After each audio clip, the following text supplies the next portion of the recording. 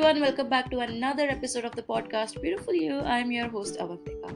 If you follow my Instagram page at beautifulyou.pod, you would know that I recently mentioned that I was diagnosed with bipolar type 2, and this episode is basically about that. It will be certainly interesting to know how I feel when I actually put it out because I've been procrastinating making this episode for about, I don't know, 4 or 5 months at this point.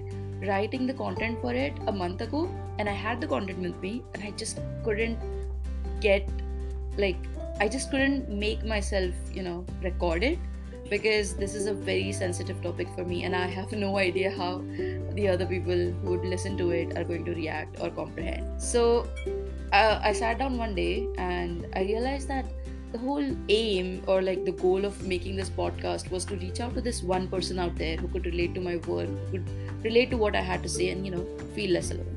So I hope this episode reaches out to that one particular person who feels a little less alone. It's just about that one person to whom it makes a little bit of difference. So please share the episode if you like it and if you think someone could benefit from it. Leave a review on my Spotify and do DM me your feedback. I would love to hear about what you thought. And just a trigger warning, I don't say anything explicit, but it's just me talking about my previous experience with certain mental illnesses that could trigger someone. So please stop listening to the episode at any point if you feel like this is something that is triggering you. So without further ado, bipolar disorder, which is also known as manic depression, is a mental illness that brings severe high and low moods and changes in sleep, energy, thinking, and behavior. There are basically four types of bipolar disorder. There's type 1, type 2, cyclothymia, and then the fourth one is called unspecified or other specified disorder. Like it's a very less known. Like the fourth type is pretty less known. The main two or like the common ones are type 1 and type 2. In type 1, you may experience psychotic symptoms such as hallucination, you lose touch from your reality, and mania is experienced. So, mania is this intense high that you feel in your moods. And if you have type 2, you would not be experiencing any psychotic symptoms. That is, you are very much, in tune with your reality. And you experience hypomania, which is like a downplayed version of mania, if you will. Now, cyclothymia involves periods of manic and depressive behavior that lasts at least 2 years in adults and 1 year in children and teens. The symptoms aren't as intense as bipolar 1 or bipolar 2, and in unspecified, it is used to describe conditions in which a person has only a few of the mood or an energy symptoms that define a manic or hypomanic episode, or the symptoms may not last long enough to be considered as clear-cut episodes. I know this is all like scientific terms and all, but I will put it in to layman's terms soon. The main cause of bipolar disorder is genetics. So basically, your chances are increased if your parent or a sibling has it, and also brain structure. Research suggests that people with bipolar has a slightly different brain structure and functioning. It's a lifelong illness, but it can be managed with long-term treatment. You would need medications and therapy and different types of therapy actually to live a relatively normal and healthy life. Now, taking a break from the scientific talk, I was diagnosed with bipolar when I was 17. So to give you more context, I was diagnosed with depression, anxiety, and PTSD when I was 15. I started experiencing the symptoms of bipolar when I was 16. And I thought, oh, this happens with like everyone. Everyone has good days and bad days. But what I didn't know was that people don't experience the good and the bad days to such an extent. Like, you some days you feel like you're the shit, and like you're on top of the, I don't know, cloud 9. And then some days you feel like you are shit, like you just can't even get out of the bed. And I was like, everyone has that, it's fine, it's normal. But then eventually I talked to the psychiatrist and she's like, yeah, no, you have bipolar. So anyways, it's a longer story than that. But when I was 17, I got diagnosed with bipolar type 2. So since I have bipolar type 2, I don't experience mania per se, I experience hypomania. I don't have psychotic symptoms, it's pretty much neurotic. What that means is that whenever I'm experiencing mood swings, I am very much in tune with the reality. I know what is happening and all that stuff. Like, I don't hallucinate or that doesn't happen. I just know what is happening around me. It's just the fluctuations in the mood that happens. So yeah, I guess I hope that kind of clears everything out or few things out. And so I wanted to do this episode because I wanted to spread awareness about bipolar and also talk about and some of my experiences with it and all. So I would like to talk about the symptoms as well. Again, this is just copy pasted from certain websites. So it's on my words. Symptoms of mania are excessive happiness, hopefulness, and excitement, sudden changes from being joyful to being irritable, angry, and hostile, restlessness, rapid speech and poor concentration, increased energy and less need for energy, unusually high, making grand, unrealistic plans, showing poor judgment, becoming more impulsive, less need for sleep, less of an appetite, easily distracted, drug abuse, and alcohol abuse, larger sense of self confidence and well being. Now, the symptoms of depressive episodes are sadness, loss of energy, feelings of hopelessness or worthlessness, not enjoying things they once liked, trouble concentrating, forgetfulness, talking slowly, less of a sex drive, inability to feel pleasure, uncontrollable crying, trouble making decisions, irritability, needing more, appetite changes that make you lose or gain weight, thoughts of suicide or death, and then attempting suicide. Okay, now that we are done with the scientific talk, let's dive into my experience. So, I was diagnosed with it when I was 17, and when my psychiatrist had told me about it, I was like, me? Bipolar? No way. But then eventually I came to terms with it and took help. The journey with finding the right treatment has been very rocky. So I was seeing this one psychiatrist, and then her posting shifted. So the medicines were like very irregular. I could not get hold of her and such. So I was not like getting the help that I needed. So then I changed my psychiatrist to another one, and he put me on certain medications which gave me a lot of side effects. There was this one time in 2020 when I was experiencing short term memory loss, and it was honestly one of the scariest things I've ever been through, because I remember having these conversations with my sister, and she's like, oh, we did that day, or we talked about this that day. I was like, did we? And I would have no recollection of it. I would have no recollection of what I did a few days ago or what I did like in the morning and such. And it's like, it's different when you just don't remember, but it's different, when you're literally like just losing a complete track of it. That was extremely scary for me. Then I changed to homeopathy because my mom is like a strong believer in homeopathy. So she's like, let's give this a try. And then I was like, fair enough, let's do that. But that didn't work out well. And then I was off medications for a while because I was like, maybe I'm doing good.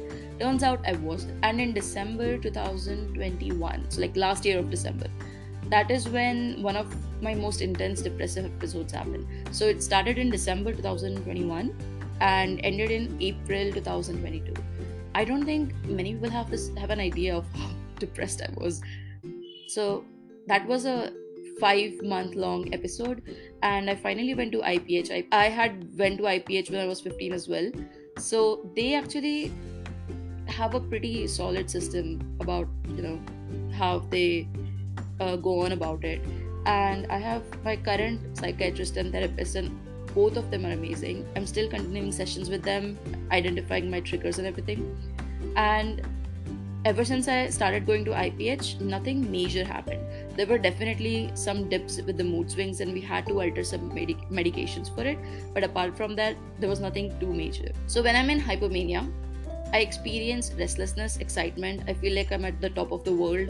I spend a bit too much, like money wise, and sometimes I live like I literally survive on 2 to 4 hours of sleep every day, and I'm fine. It's weird. Then I tend to sign up for everything and take on new commitments, and I'm like, I want to do that, and it's just not great for me when I'm not in hypomania, And then I also have this, like, I create this illusion that I'm being productive, but I don't really get a lot of productive quality work done. And when I'm in depression, of course, it's the usual symptoms that I mentioned before, but with them, I dissociate too. So now, dissociation is a coping mechanism by your brain when a situation gets too stressful or overwhelming on you.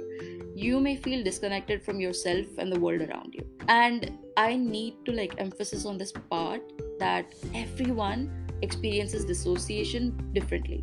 So when I experience dissociation, it's actually different at different times. Sometimes it's like a third person's perspective, like I feel like I'm watching my life go by as a third person, as if like I'm watching a movie or something. And then sometimes it gets blurry, and I feel like my mind and body aren't connected or going together. So dissociation and feeling overwhelmed constantly are usually the indicators for me that I might be on the brink of a depressive episode, or I might be going through an episode. With therapy, I have been able to figure out a lot of my triggers though, and I love my therapist. He challenges me in a lot of ways, and he's made me, self-aware. I've always been a self-aware kid, but with therapy, it's like I have found the right tools to navigate through these episodes, because it's not easy to deal with it. So there are certain questions that you guys asked on my Instagram. I'm just going to answer them now. How has bipolar affected your relationship with others? So, okay, this I don't know how to answer it for sure, because I don't know the answer myself. Pretty much all of my friends who know about it are very supportive about it. They are always there for me. They would check in if they know that something is going on, and of course I would communicate as well, and I would let them know if something is going on. And then, but it also like helped me understand who I can share things with and with whom I can't. I don't know, it just made me realize where the boundaries stand with certain people. I don't really want to share too much about it, but it did get a bit hard to navigate through certain relationships for sure, because not everyone is accepting of mental health, and not everyone is as supportive or as empathetic, and that's okay. I just learned how to deal with it myself even better, so it's fine. But the people who did get it, and who were there, our relationships just got better. So yeah, I actually do think that I have a pretty solid emotional support system when it comes to my friends. What's your best medication? The one that relaxes you the most? Okay, I don't know about what relaxes me the most, but I think lithium has helped me the most. It's called LISR. I'm on 600 mg right now. It's a mood stabilizer, and it has helped me not have intense highs or lows. Along with that, I'm on an antidep and then cyclotin, which are two antidepressants right now. So yeah, I don't know about relaxes, but lithium has certainly helped me a lot. Okay, moving on to the next one. How does it affect your productivity? So when I'm experiencing hypomania, I usually get hyperactive. I think I'm being productive, but I'm really not. So during that time, I just need to, reevaluate how my days are going by. So again, therapy certainly helps. It used to just give me this illusion in hypomania that I was productive, and turns out I wasn't. But it doesn't happen anymore. I don't think so, because I'm on the right medication, and with therapy I have been able to figure out where I go wrong and what I could change, and how to check in with myself, how to be more mindful and everything. And in depression, when I have depressive episodes, I feel suffocated. Sometimes even getting to college feels more than enough. I feel constantly overwhelmed. I have a backlog sometimes, but it's not too much. And it certainly feels like a lot. Like I sometimes just don't want to get out of bed. I lose interest in everything that I had to do, or everything that I loved doing before. So yeah, the depressive episodes are certainly very sucky. Right now, I don't think I'm doing my best at the moment, but it's okay. Like I can get by. Okay, I don't know how much of this actually made sense, because it's 12 a.m. right now when I'm recording this episode, and I had a long day. I have been busy with a lot of things. Like my days would start at 5:30, and I would leave home by 6, and I would reach home by 9 at night.